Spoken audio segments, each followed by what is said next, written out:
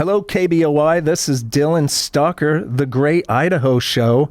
Every week we're talking about what's great about Idaho. And you know what's great about Idaho? Our sponsor, Old Arms of Idaho. They are your ambassadors to America's heritage, the firearm, collectible firearms, Western and militaria. If you have a curio, a relic, an estate, give Old Arms of Idaho a call. They are the utter experts. Think about them like the Antique Roadshow for firearms, Western, and militaria, the 24-hour gun show. Old Arms of Idaho, welcome back. We are now on a mission, ladies and gentlemen. And gosh dang it, I say it every time. Can we please bring back ladies and gentlemen?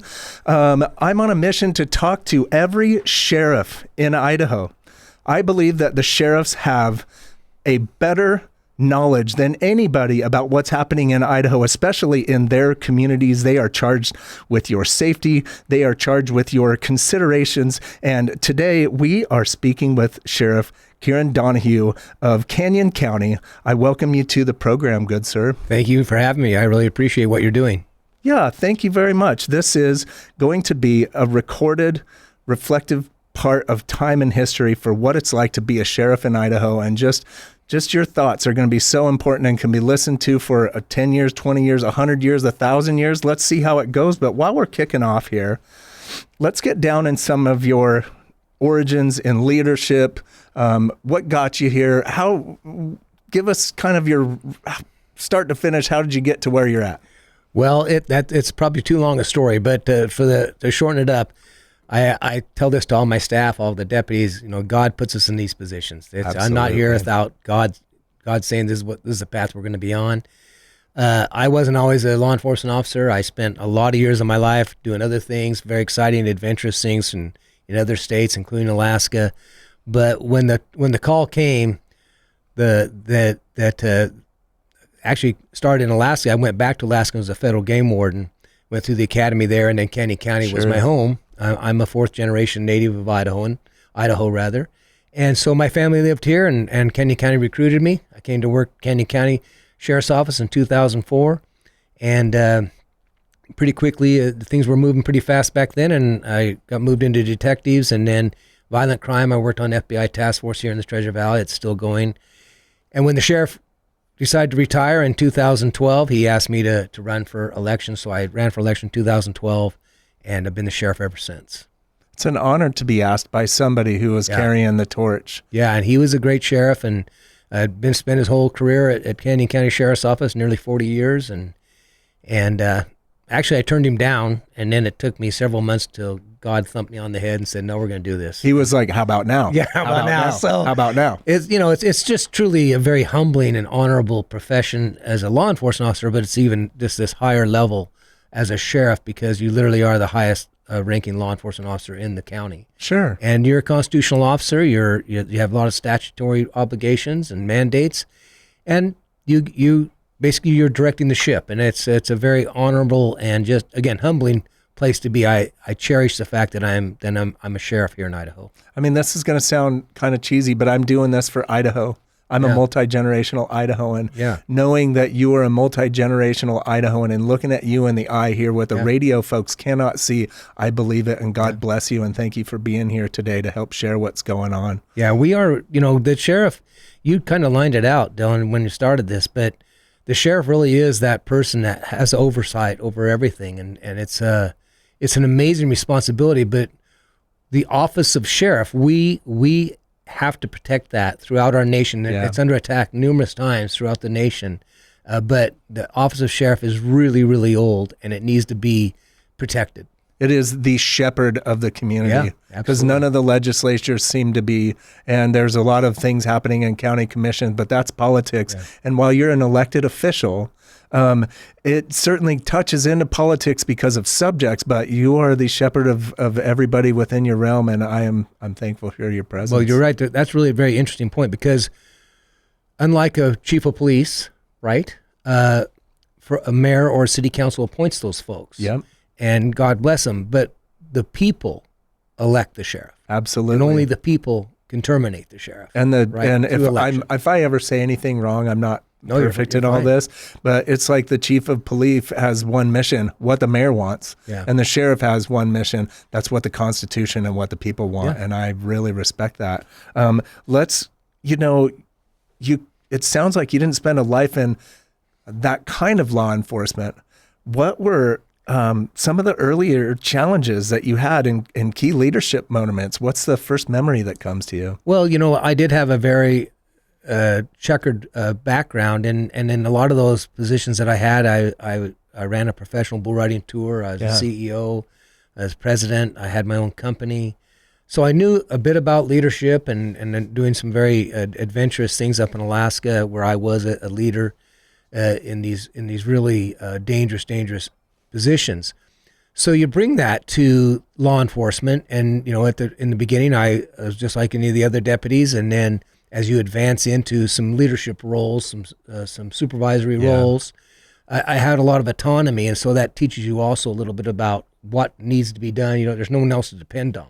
Yeah. So that kind of helps, in my opinion, it helps form me. And I worked with some great leaders, some great people, and including my chief deputy now, Doug Hart, who was my supervisor in the FBI. And so he is a great leader. And so, but you nailed it. When you come in as a sheriff, you're a newly elected sheriff. Yeah. You really don't know anything. And the whole world has now changed. And so in Idaho, we initiated a new sheriff school. So every 4 years, we have a school for 40 hours for new sheriffs, for all sheriffs. But it's now a statutory requirement. It's really helpful because we get to learn from others who've been there before us. But for me, it was more about see what the problems are, how are we going to address them, and then really you got to prioritize that very, very diligently, because you can't change it all in 1 year. You can't change it all in 10 years. And I'm 13 years in now being the sheriff of Canyon County, and we're still changing things. And you're in one of the fastest growing counties in all of Idaho, taking on the challenges of growth. And budgets. I mean, how many different budgets do you have? 40? Yeah, we have, and our budget is very large, and that's something that people don't realize, that you're running a business, quite frankly. At the end of the day, you're running a very large business. I have over 300 employees that work for me. My goodness. Responsible for every one of those, every function within that sheriff's office.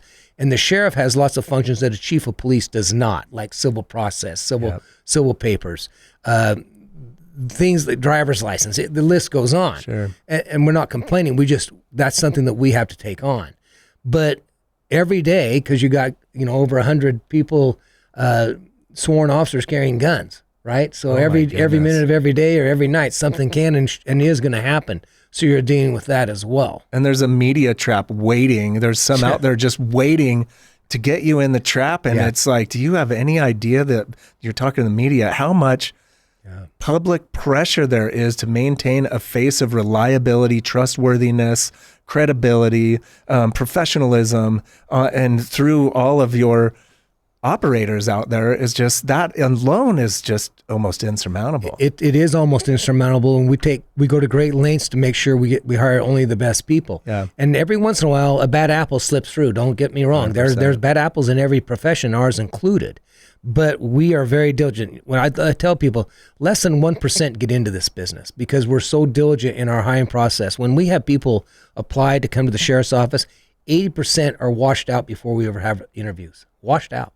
And then we start into the hard stuff, the background, the polygraph. Oh, yeah. You got to. So we narrow it down to where, and so that's another thing that the public doesn't probably understand entirely, how diligent we are, as at least in our sheriff's office, how diligent we are to really get the best cream of the crop to come in, whether they're transferring from another agency, another state, or we're bringing them in as a new person to law enforcement. It's a partnership to their livelihood. Absolutely. And their own personal livelihood. And they want to work for a leader that has a future and has a true guide. And I truly get a sense of that from you. Well, and I just did a swearing in of officers last week, and they understand that I'll go through the door first. No matter what, I'm the point of the spear. I'm going to have their back, but I'm also going to be in front of them every step of the way, and they know they can depend on that, and I think that's what leadership is. Man, I really appreciate you coming in to talk. This is the sheriff that you have. Of all the people that are listening out there, we're in the Treasure Valley. This is KBOI. This is the radio station of the Treasure Valley. I'm hoping today that the ears are from Canyon County. I care about all of our listeners, but right now we're speaking to Sheriff Kieran Donahue of Canyon County. This is your sheriff, ladies and gentlemen. You're hearing it this morning on the Great Idaho Show. And I sent him an email not too long ago, and he's like, let's do it. And that is a person that is running into the opportunity to represent the organization and the people that they represent I didn't get any questions from you. I didn't get any, well, we can't talk about this or that. I mean, I could be the devil about trying to crush your image in front. I think you could have defended yourself just fine if that was the case. We're going to come into this next segment. We're going to look at it like it's kind of the state of Canyon County. It's a county on the move. I mean, one of the fastest growing counties of all of it. And budgets don't keep up with growth. And the legislature, it sounds like, what I'm starting to hear really quick, isn't keeping up with those budgets. This is Dylan Stalker, the Great Idaho Show. We will be right back. Welcome back, KBOI. This is Dylan Stalker. Again, your multi-generational Idahoan, the Great Idaho Show, sponsored by Old Arms of Idaho, the ambassadors to America's heritage, our heritage, firearms, Western, and militaria. Old Arms of Idaho, give them a call. They are your experts. Sitting down again in this segment with Sheriff Kieran Donahue of Canyon County. Been quite a bit happening in the news in Canyon County, and one of the ones that you're going to see nationally is growth. How's it going? It's way too fast and way too much, and unfortunately, I don't have the power to stop it. So we have to deal with it, but it causes tremendous problems for us as law enforcement, all law enforcement, not just sheriffs, 100%. But all of our law enforcement colleagues. You know, your response times are lowered because we're trying to fight through traffic to get somewhere. Yeah. When people dial 911, they expect us to get there. It's hard to get there when there's 40,000 cars in your way, right? Or you've got to go from one end of that county to the other. And so that's one of the challenges. And then, of course, budgets. I think you mentioned that earlier on. The budgets continue to be challenging. And we have worked very, very hard with this Board of County Commissioners. They've done a great job over the last 2 to 3 years. They've done better than I've seen anyone do. But there's only a finite amount of money. And law enforcement, as I always say, has to be the number one priority of any government. Has to be public safety. Government is law, and if you don't have enforcement, the rule of then you law. have no government. That's exactly right. And so one thing that we are challenged by is our legislature. You know, like this last year, passing Bill 389. That's a mistake. You've limited the amount of money that the commissioners can pool off of new construction. Why did we change that? Why did the legislators who are from Canyon County, who are from every county in the state of Idaho, just kneecapped every one of your commissions or the people who pull on those budgets? We need every bit of that money. You all want growth, but you don't want them to pay for growth. You all want public safety, but you don't want to make the money available to fund public safety. You can't have it both ways. You can't sit on the fence like that, or worse than sitting on the fence, you're taking the wrong approach. And when you're listening to these senior people down at the legislature like Mike Moyle and others who literally comes up against the counties and the cities constantly, push that out of the way. Push that out of the way and get a backbone. Well, let me say something, interject something right there. You've got, again, I'm not in politics, okay, ladies and gentlemen, and I'm a liver, I'm an Idahoan, I'm here, but I hear about this budget surplus, right? And what are we going to spend this surplus on? And we're all proud of this surplus of money that probably came from the federal government, not from actual business. But, you know, the sheriffs are getting extreme amounts of pressure. You have a fentanyl crisis in your county. Most sheriffs have some level of fentanyl crisis. You have interagency cooperation issues that are happening. You have justice and infrastructure problems like the jail. Oh, yeah. Right? Like these are subjects we could be here forever, but it boils down to you don't have enough money. Well, and that's the ridiculousness of the state legislature. Now, I have personally brought this local option tax legislation 4, if not 5 years in a row, and continually getting stopped by people like Mike Moyle. What is the problem with this? The local option tax was established in Idaho, built jails in northern Idaho, then it's sunset by design. It's not a blanket tax, and the legislature's only job they have, is to approve the legislation, and then the counties have to decide if they're going to impose a 1 cent tax upon themselves. Right, because the legislature's like not imposing a counties tax. need to legislate their own selves with the ability to do it if they want to or not. To build jails and courthouses. Sure. I mean, what more fundamental things do you need? And yet these same legislators curtail that. That makes no sense. And we have showed it to them. In fact, we came to the table and said, half of that cent we'll give to property tax relief. Well, if you're raising $400 million in a local option tax for a jail, that means you'd raise $400 million for property tax relief. I'm not the math guy. That seems pretty damn 2 plus 2. Right. So every legislator in every county that's listening to your show needs to step up and do their damn job. I do my job every day. You need to do your job. You need to find a way. You utterly have nearly no choice. I mean, they can pander and they can play the back end, ridiculous backpack politics and things like that. But you have people that's lives are at risk. Yes. To drugs. To you criminality. have gangs in Canyon County. Yes, and you have them in Boise too. You have them all throughout this state. But when you think about that, when these people, when there's no room at the jail, in many jails in our state, including Ada County, then the judiciary has to put these people out on the street. I have 700 to 750 people a day not in jail walking the streets because there's no room in the jail. How many of them are violent crimes? Well, some are violent crimes, and some are potentially going to be new criminality. If there's drugs involved, there's going to be violent crime. What are we doing? Right. And yet, but we have a surplus. We have a surplus. And you guys have a contract with like the smaller counties like Boise County to take on other counties. I don't think people realize that, by the way. Some counties have to take they have to take the jail. It's under contract. You don't do it for free, of course, right? It costs money. It costs me $134 a day to house one inmate. $134 a day of your money.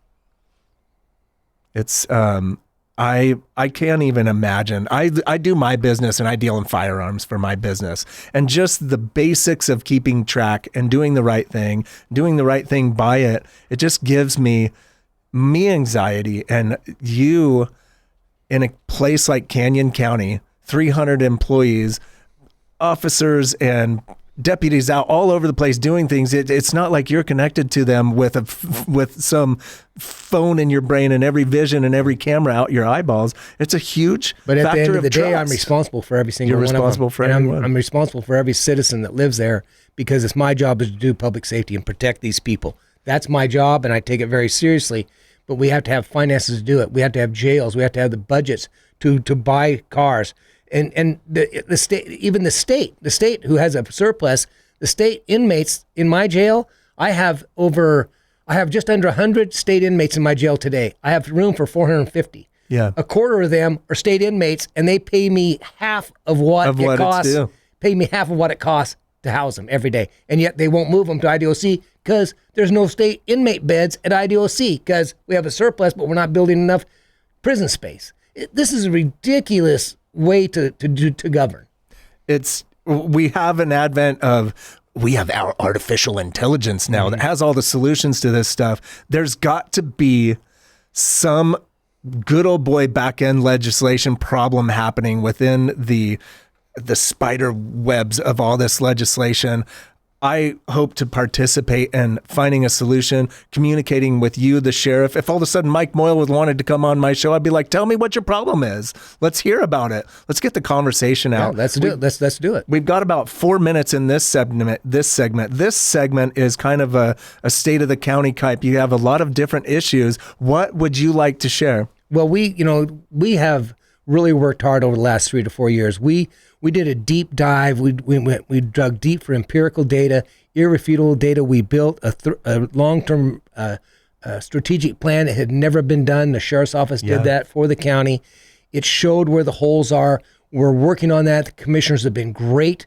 We are finding the money to put toward equipment, manpower, recruitment, retention, salaries are increasing. Those are all positive things, and other people will follow that lead.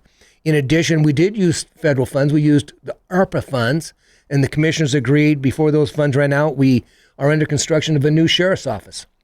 First time in over 100 years that we've actually had a sheriff's office. Goodness. So it's a beautiful building. We just had a ceremony out there the other day.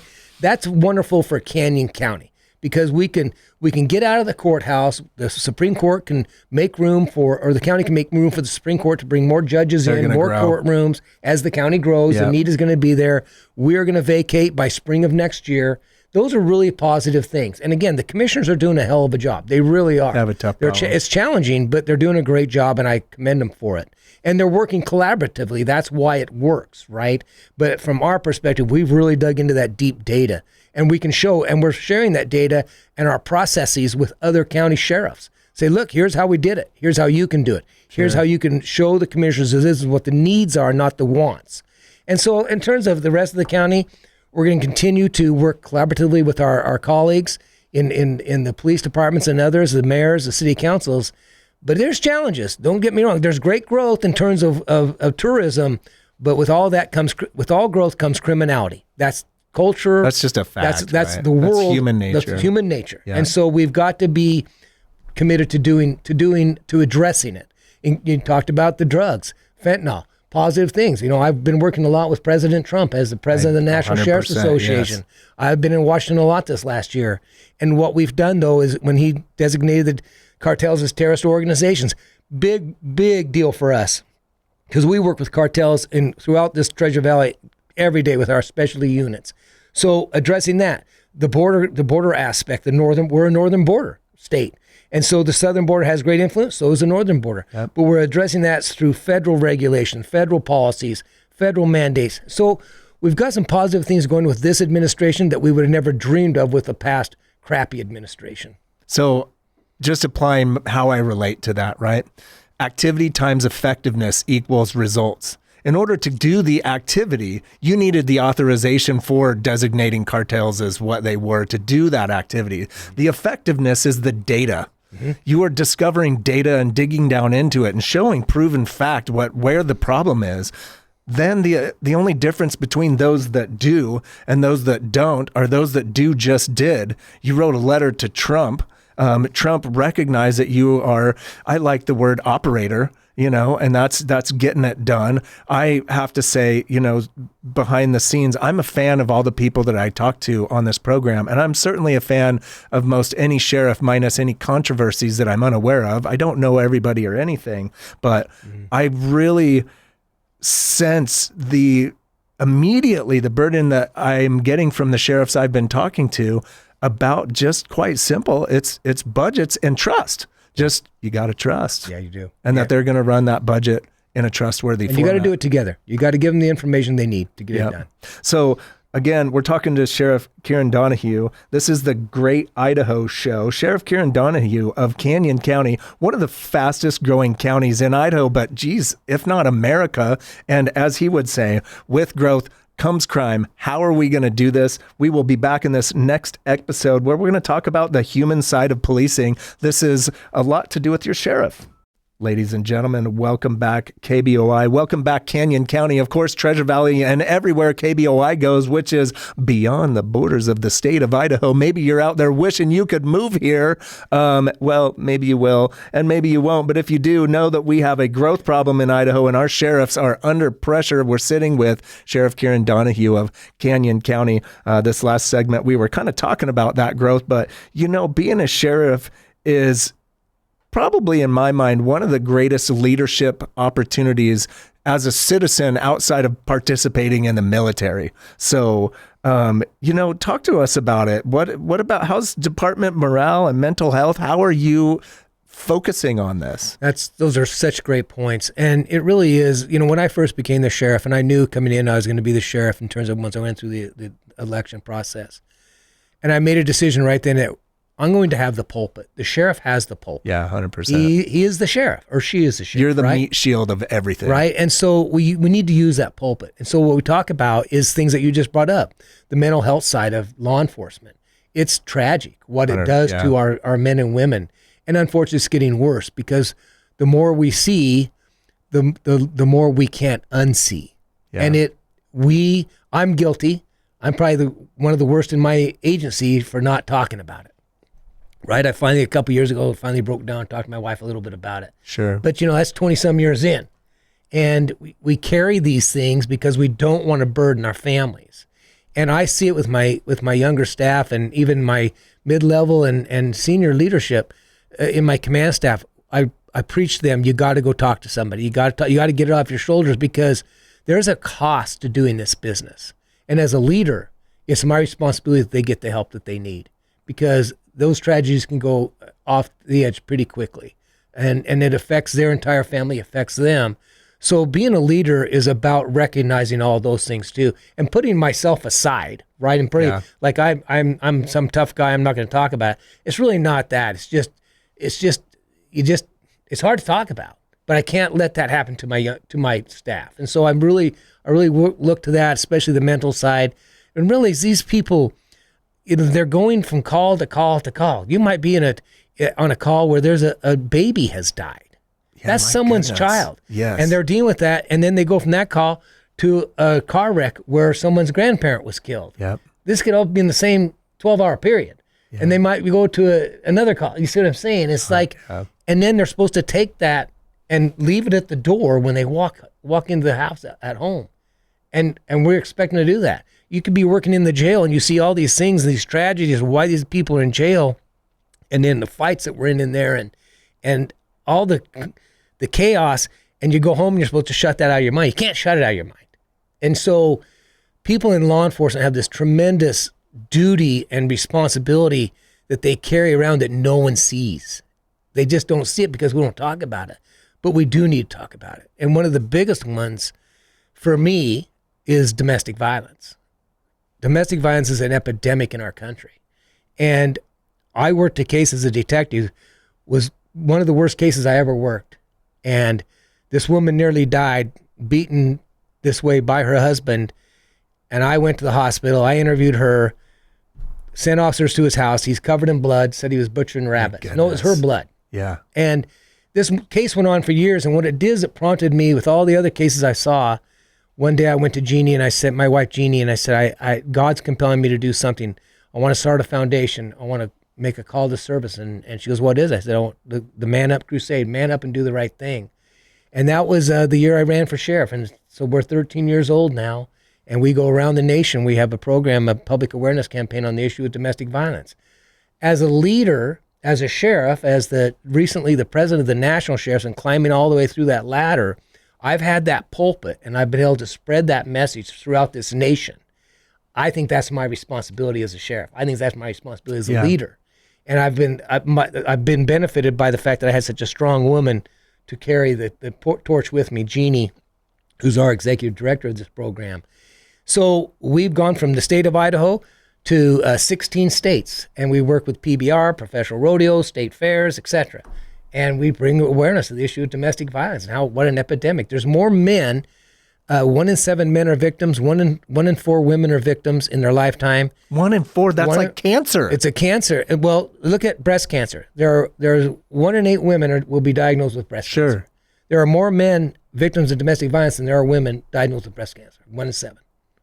Those are CDC numbers. Those are numbers they track all of our uniformed reporting, citation reporting from law enforcement across the nation.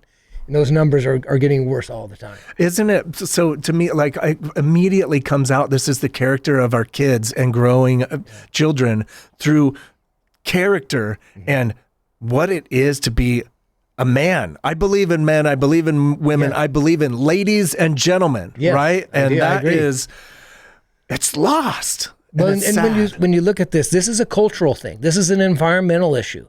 If mom and dad are in domestic violence, or Uncle Charlie or whoever, your children are twice as likely to be a victim or an offender or both. So our goal in the Man Up Crusade is change the next generation of children. Sure. Show what good relationships look like, man or woman, because men are victims as well as women are victims. Yeah. And so we have to face the monster. We have to take the lid off the abyss and look inside, and we're doing that.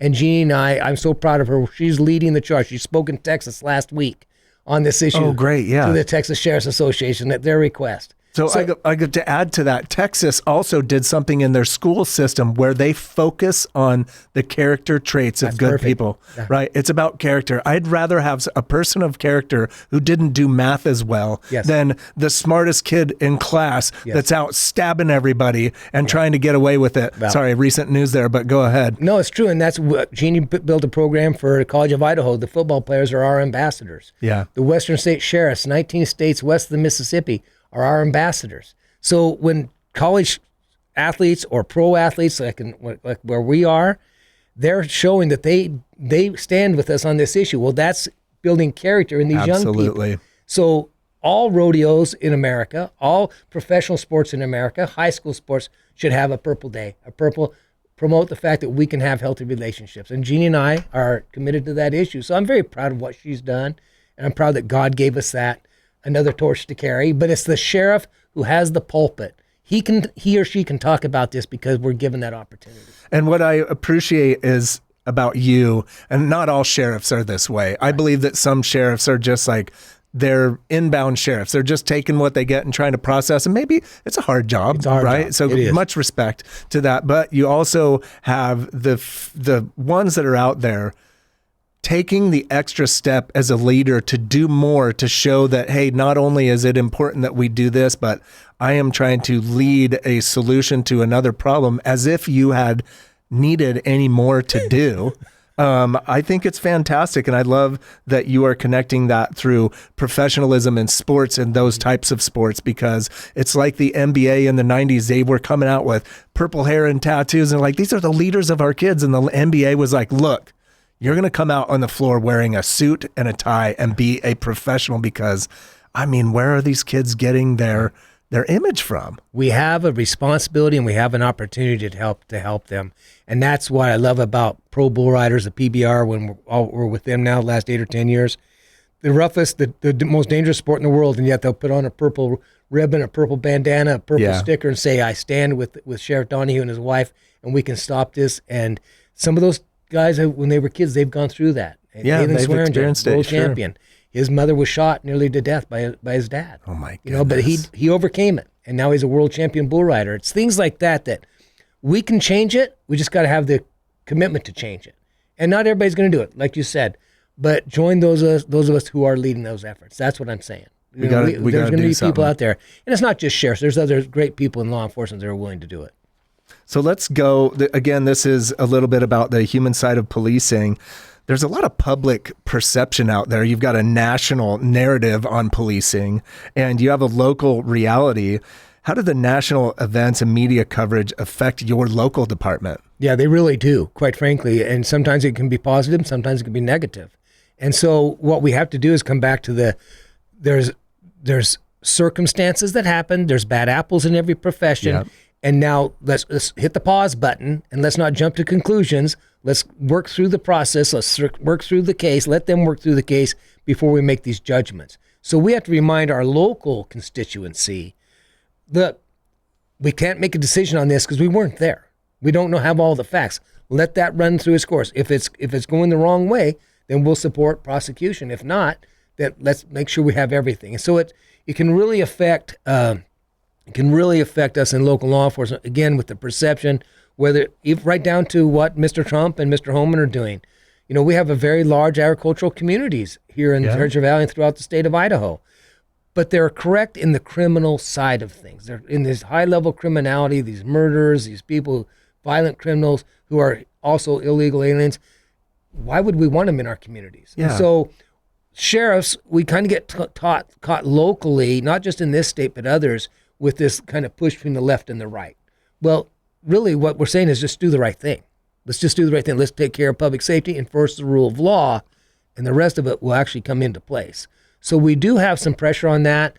I think we're pretty, in Idaho, we're more fortunate than other states where we don't have some of these large sanctuary Idaho philosophies. Yeah. I think that's helpful. We are it's kind of we're multi-generation people here in Idaho, and I think that conservative it shows through with most of our people. We have a lot of people moving in here, but I think they come here because of that.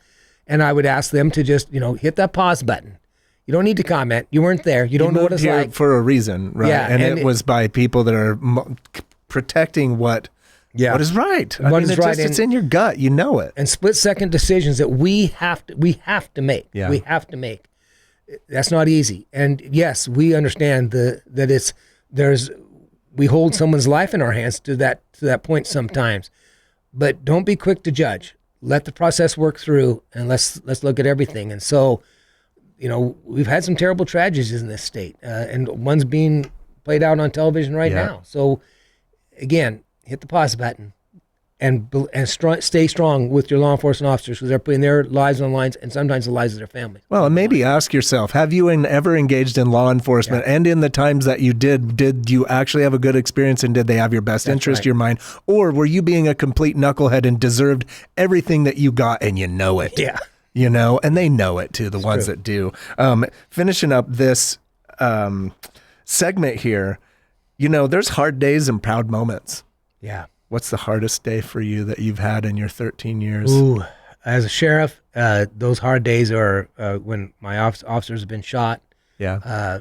Thankfully not killed, but having to talk to families and the victims who have been killed, sure. especially in domestic violence cases or otherwise, or murdered, and having to sit down with those families. That's my job. I'm going to sit down with that family. That's going to happen a lot. Too much. And those are hard days for me. Those are days that when they ask me, why did this happen? There's no answer. I don't have an answer for you. I'm here to try to get you through it. Only God can answer that Only question. God can answer that. And you know, so those are hard days.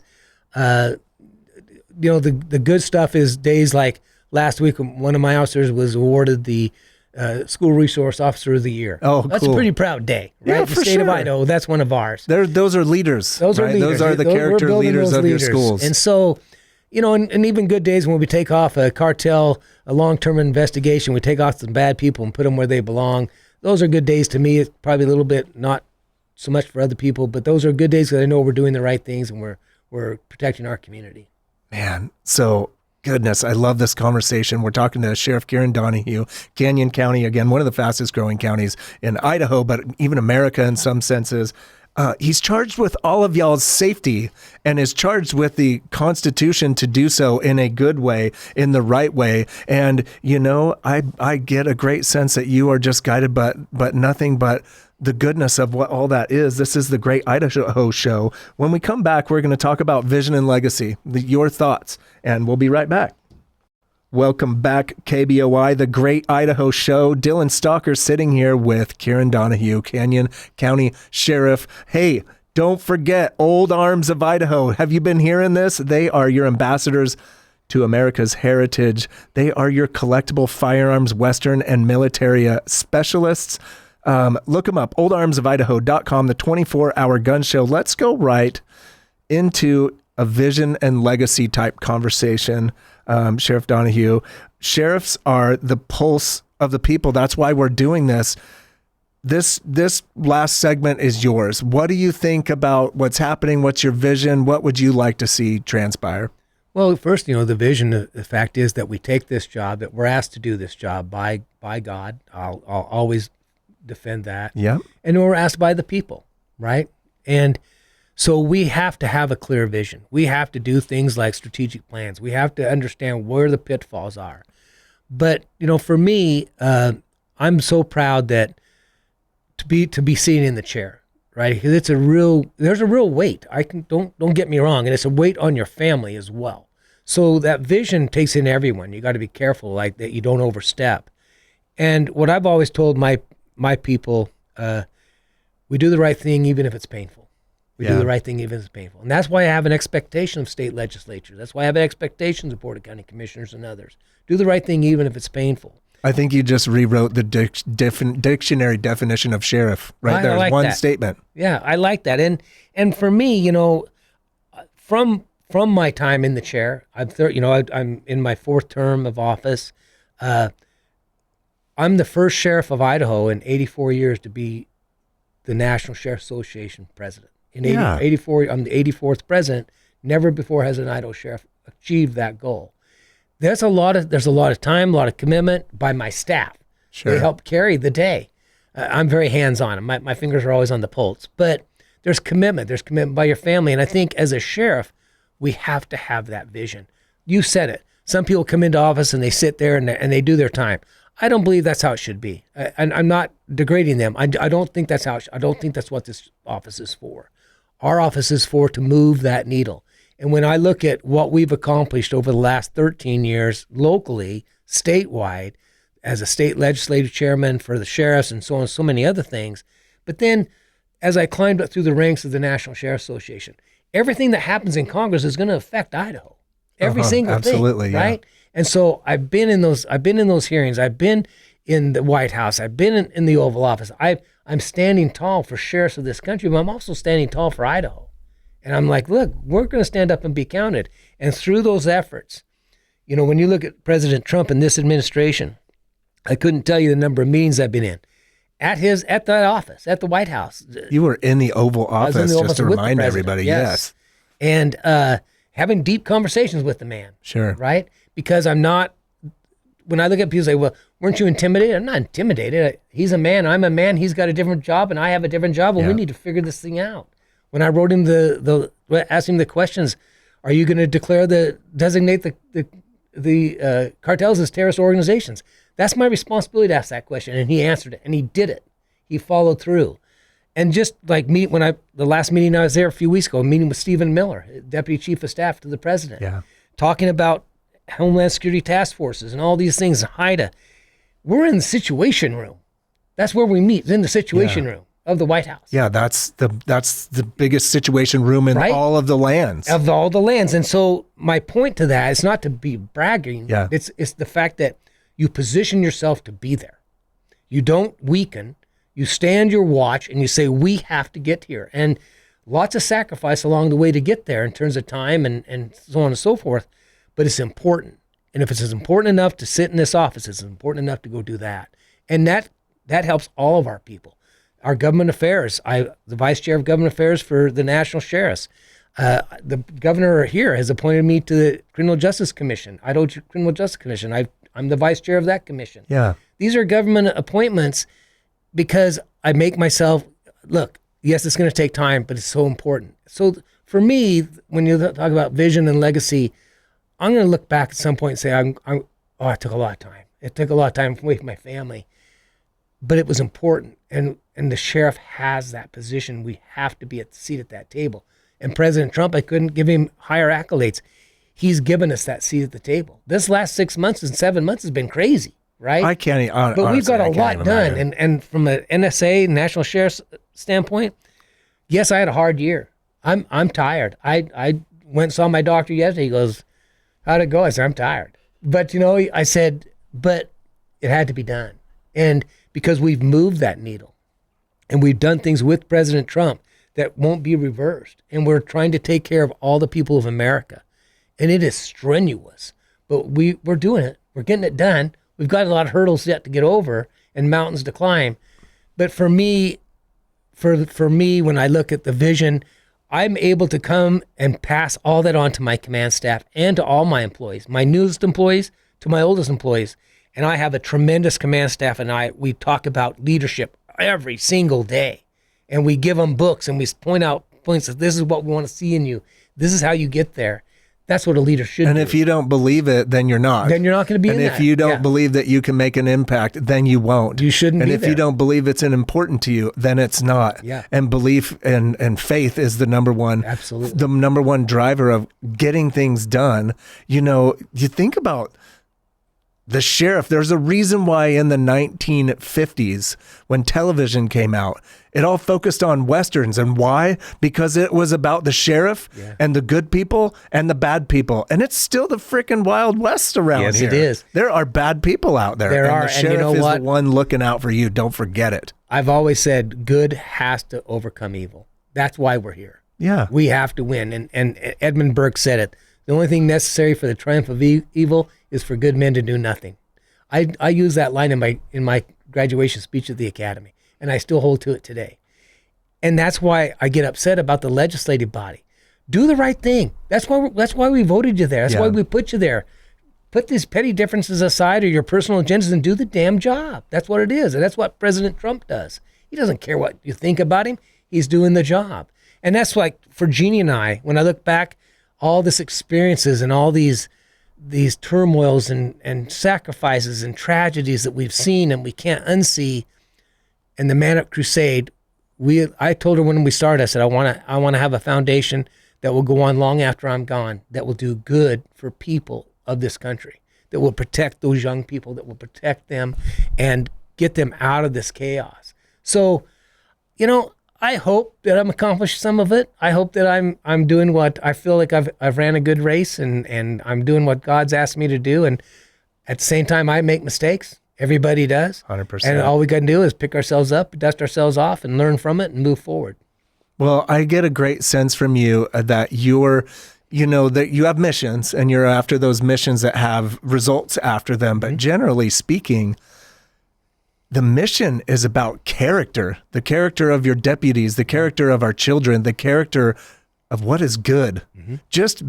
There's two kinds of people in this world, and there's good people and there's bad people. And I don't care where you come from, what you look like, or even how you smell. If you're a good person, I believe in you. And I really love that your mission towards character. And as a multi-generational Idahoan speaking to another one, I appreciate that very much. Idaho doesn't need to turn into what some of these other purpley type states was. And the difference between good and evil, and we all do. And, evil will always be present, and it takes a good sheriff to help go fight that. I am going to throw this out there because I can smell it. And I know that there's a high probability that Mike Moyle has listened to this, and that is I don't know, that is a flare that went up to him like, hey, calling something out. I welcome you, Mike. I would talk to you if you were willing to, but let's figure this out. Especially in our small county sheriffs, the big county sheriffs have it tough. Our small county sheriffs have it just as tough. They have many, many problems, and it sounds like it's 24 hours a day. Well, those smaller counties, population counties, there's many jails in Idaho that do not even operate because they can't. Right. It's too old. It's too liability. Defunct, right? It's the liability. Yeah. You're going to get sued. So be a problem solver. That's what I'm saying. You come to the table. Don't be a deterrent. Let us solve the problem. We're going to sit down with you. Let's come to the table. We got about 1 minute here. Anything else you'd like to share? Well, I just think that, as people, as Americans, as people who live in this country, live in this great state of Idaho, when these issues are out there, and what I tell my people and what I tell people when I'm lecturing on the Man Up Crusade and otherwise, take a stand. You don't get to sit on the fence and watch this go by. Yeah. You're either for it or you're against it. Take a stand. Don't be a wallflower.